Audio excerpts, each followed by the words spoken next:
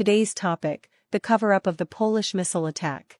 Biden speaks out for Putin for the first time.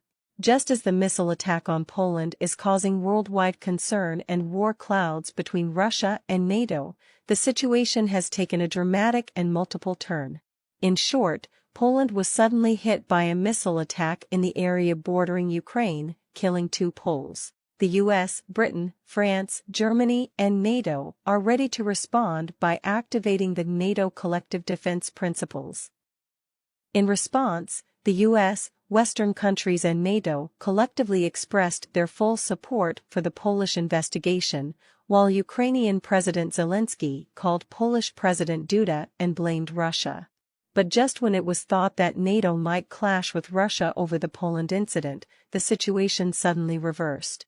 First, NATO said that on the day of the missile attack on Poland, a NATO military aircraft happened to be flying in the country and tracked the missile radar trajectory, and then provided the relevant data to NATO and Poland. Second, the leaders of Western countries, including the US, Britain, France, Germany, Japan, and Italy, who were attending the G20 summit in Bali, held an emergency roundtable to discuss the Polish incident. After the meeting, US President Joe Biden told the media that the missile trajectory data provided by NATO, according to preliminary data, said the missile did not come from Russia. Subsequently, US officials also said that the missile came from Ukraine, launched by the S-300 air defense system, and tried to find a remedy for Ukraine, saying that the U.S.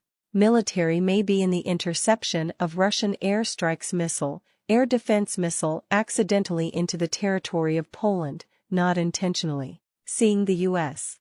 voice, the attitude of Poland, Britain, France, and Germany and NATO has also changed. On the 17th, Polish President Duda said there were many indications that the missile that landed on the country's territory probably came from the Ukrainian air defense system, and said the incident could have been an accident, stressing that there is absolutely no indication that this was a deliberate attack by Ukraine on Poland. Britain, France, and Germany then claimed that all parties should exercise reason and restraint until the investigation is fully concluded, to avoid further escalation of the situation. NATO responded that it had held an emergency meeting on the Polish incident, but made a point of emphasizing that the meeting was not held under the framework of the NATO collective defense principles. In other words, the nature of the incident in Poland has changed. NATO will not have a military conflict with Russia on this matter, both to give the Russian side a reassurance, but also to Poland, Ukraine, and other NATO member states. At the same time, Ukraine's attitude has also partially changed, agreeing to do everything possible to cooperate with the investigation, but still believes that Russia did it, and also advocates a joint investigation of the Polish incident, while demanding that the Ukrainian representatives be allowed to go to the scene immediately to investigate, but Poland did not immediately agree, saying it needed to get permission first. In other words, although Ukraine is now a strong suspect and the Ugandan side has changed its attitude and agreed to cooperate with the investigation, Kyiv still refuses to admit it until the final results are known, and intends to participate in the investigation itself. In short, after the U.S. statement that not Russia, NATO, and Russia between the smell of gunpowder has dissipated a lot. For this reason, Russia also gave a rare compliment to the United States. On the evening of the 16th, Russian Presidential Press Secretary Dmitry Peskov said that the restraint and more professionalism of the U.S. side was noteworthy and worthy of consideration, and again drew attention to the fact that the U.S. response was quite restrained, which is different from the hysterical reaction of Poland and some countries. The hysterical reaction was in sharp contrast to the hysterical reaction of Poland and certain countries. Well, Peskov mentioned restraint twice and also used the words more professional, which shows that the Russian side is still satisfied with the U.S. response this time, and such a compliment appeared among the US and Russia, and also Russia praised the United States. The situation is even more rare. But what Russia didn't expect was that the White House changed its face again just after praising the US. For a short time. 17. U.S. Secretary of Defense Austin publicly said that the United States will support the Polish investigation and assessment that the missile incident may have been triggered by Ukrainian air defense systems, but no matter how, and ultimately what remarks were made, Russia must be ultimately responsible for the incident. Austin also said that the United States will send relevant personnel to assist Poland in the investigation. In other words, in the U.S. view, even if the results of the investigation show that it was indeed Ukraine, then Russia must also be ultimately responsible. On the surface, the Ukrainian missile accidentally fell on Poland, but in fact, after the incident, Poland first claimed that the missile was made by Russia, and pointed the finger at Russia, immediately summoned the Russian ambassador to see. Obviously there is a kind of but in fact, after the incident, Poland immediately claimed that the missile was made by Russia, and pointed the finger at Russia, and immediately summoned the Russian ambassador. In addition, when Zelensky spoke with Duda, he also directly accused Russia of doing it, which obviously also has the meaning of bending over backwards to Russia.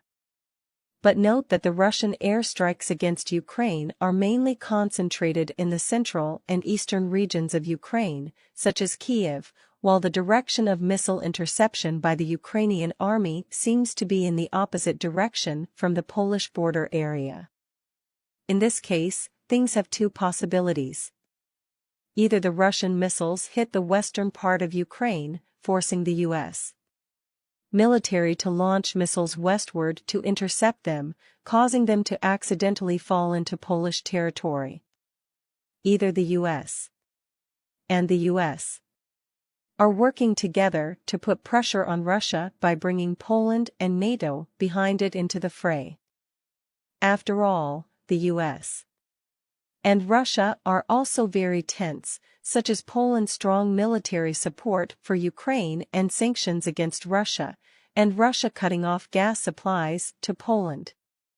When Russian forces gradually took control of central Ukraine, Putin's initial aim shifted fundamentally. The Russian army's goal was no longer to demilitarize or simply to prevent Ukraine from becoming part of NATO. When the four eastern regions of Ukraine were publicly committed to Russia, it was destined that even if Ukraine returned to negotiations in the future, Zelensky would have to cede some of his territory out. To put it bluntly, the nature of the conflict has changed so far. If the Russian army had decisively retreated after the decision of the four regions of the Ukrainian east to commit themselves to Russia, this might have been the best outcome.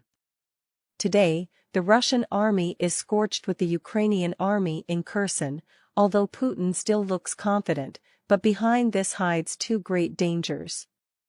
1. The Western countries, led by the United States, will never allow Russia to beat Ukraine down. Therefore, if the Russian army continues to push west, it is likely to face the pressure of war with the United States or NATO directly, and then the Russian army's attack and retreat, it will become more difficult.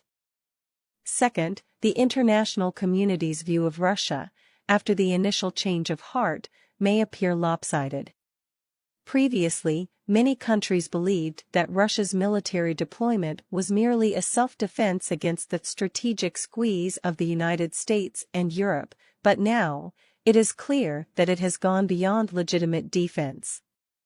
And this also allows the United States to find an opportunity. Recently, the United States Secretary of the Treasury Yellen, in an interview bluntly, considering what is happening, even if the conflict between Russia and Ukraine can be resolved in a peaceful manner, the United States will still impose some sanctions on Russia. U.S. Treasury Secretary Yellen visited the Indian capital of New Delhi on the day of the double, and the finance ministers of the two countries hosted the 9th India-US Economic and Financial Partnership meeting. Yellen also participated in a number of economic events. In a speech, she emphasized that the United States and India are natural allies, in the words of a former Indian Prime Minister. Yellen also said in an interview with Reuters that the U.S. would be happy if countries like India shunned Western insurance, financial and maritime services, even if they bought Russian crude at a higher price than the oil cap set by the G7. Yellen said the oil price cap exists to drive global oil prices lower, and once the EU stops importing, Russia will not be able to export oil on as large a scale as it does now without using a price cap mechanism or selling energy at a discount. When the EU stops buying Russian oil, Russia will find it difficult to continue to ship oil as it has done before, and they will be looking for buyers in large numbers, Yellen said. And many of those buyers are dependent on Western services.